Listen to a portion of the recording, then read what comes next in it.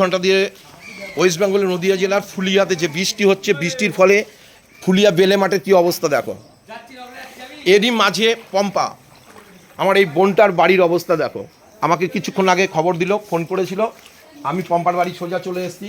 পম্পার কি অবস্থা দেখো, কালকে 7:30টার সময় সন্ধ্যাবেলায় পম্পার বাড়ি পুরো ভেঙে যায়। একদম গরিব বোনটার বাড়ি পুরো ভেঙে যায়। পম্পারা পাশের রিলেটিভের ঘরে ছিল, কি অবস্থা দেখো পম্পার ঘর। আজকে কোথায় থাকবে জানা না, ছোট্ট একটা শিশু আছে, কি পরিমাণ খারাপ অবস্থা দেখো। পম্পা কালকে কখন এটা ভাঙলো? কালকে সন্ধ্যা 7:30টার দিকে।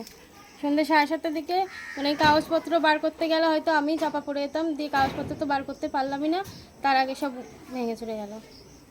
ঠাকমা ছিল, ঠাকমারও হয়তো ক্ষতি হতো। আজকে কোথায় থাকবে?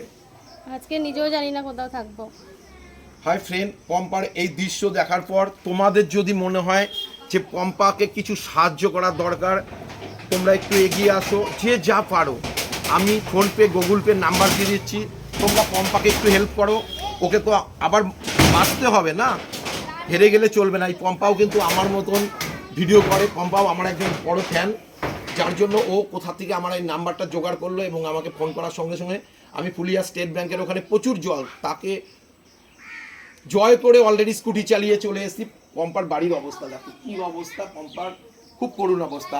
আমি আমার সামর্থ্য অনুযায়ী আমি যেইটুকু পারছি পম্পাকে হেল্প করার জন্য আমি 1000 টাকা পম্পার হাতে তুলে দিলাম। পম্পা, না না না, আমাকে প্রণাম না। পম্পা, তুমি আমার বোনের মতন, আমার বোনের বিপদ হলেও আমাকে এগিয়ে আসতে হতো, এটাই প্রকৃতির নিয়ম। মানুষ মানুষের জন্য, একজন আরেকজনকে একটু হেল্প করো, তাহলে মানুষের অভাব অনটন অনেক কেটে যাবে। পম্পা ভালো থাকো, এবং সবাইকে বলছি যে যেইটুক পারো একটু হেল্প করো, তাহলে অসহায় মানুষের মুখে হাসি দেখতে পারবে। পম্পা ভালো থেকো, সুস্থ থেকো, আনন্দে থেকো।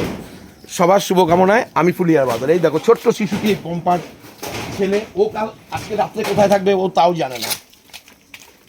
যে যেইটুক পারো একটু হেল্প করো, আমি ফোনপে গুগল পে নাম্বার দিয়ে দিচ্ছি, সেই নাম্বারে তোমরা হেল্প করো, আমি পম্পার সাথে পৌঁছে দেবো। পম্পার বাড়ির সামনের দৃশ্যটা দেখো কি অবস্থা। আজকে পম্পার ঘর ভেঙে গেছে, আমি আসছিলাম রাস্তায়, আরও দুটো দাদা দেখেছিল, বললো আরও পাশে নাকি তার ভাই আরও বাড়ি ভেঙে গেছে তোমাদের বাড়ির পাশে। ঠিক আছে পম্পা, ভালো থেকো, সুস্থ থেকো, ঘাবড়িও না।